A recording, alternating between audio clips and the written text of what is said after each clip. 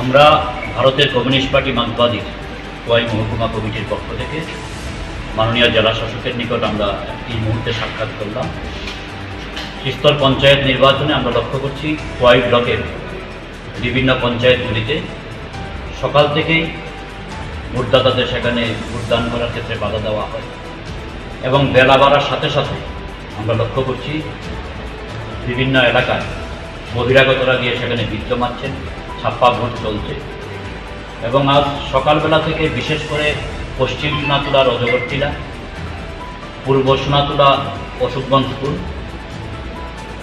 বারোবিল পঞ্চায়েত এলাকার আম্বেদকর স্কুল, মধ্যসিংহীছড়ার গুজিয়াতল, মধ্যসিংহীছড়ার 2 নম্বর স্কুল, বারোবিল পঞ্চায়েতের বারোবিল high school ইত্যাদি জায়গায় আমরা দেখলাম সকালবেলা থেকে একেবারে চিহ্নিত বামপন্থী পরিবারের যারা তাদেরকে বিশেষ করে ভোট কেন্দ্রে যাওয়ার ক্ষেত্রে বাধা দেওয়া হয়।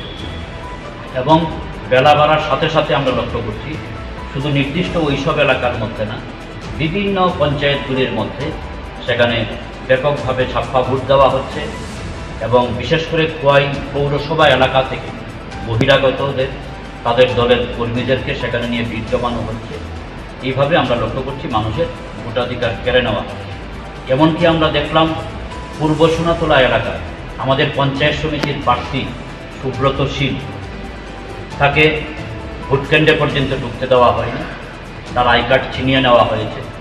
আমরা দেখলাম এই মুহূর্তে পূর্ব সোনাতলার একটা ওয়ার্ডের নির্দল প্রার্থী একজন ছিলেন, সে এবং তার এজেন্টকে সেখান থেকে বের করে দেওয়া হয়েছে। এইভাবে আমরা লক্ষ্য করছি বিভিন্ন এলাকার মধ্যে বহিরাগতরা গিয়ে এবং স্থানীয় শাসক দলের নেতাকর্মীরা মিলিতভাবে সেখানে ছাপ্পা ভোট চালাচ্ছে। বহিরাগতরা অনায়াসে ভিতরে যাচ্ছে, ভোট দিচ্ছে, আবার বাইরে চলে আসছে।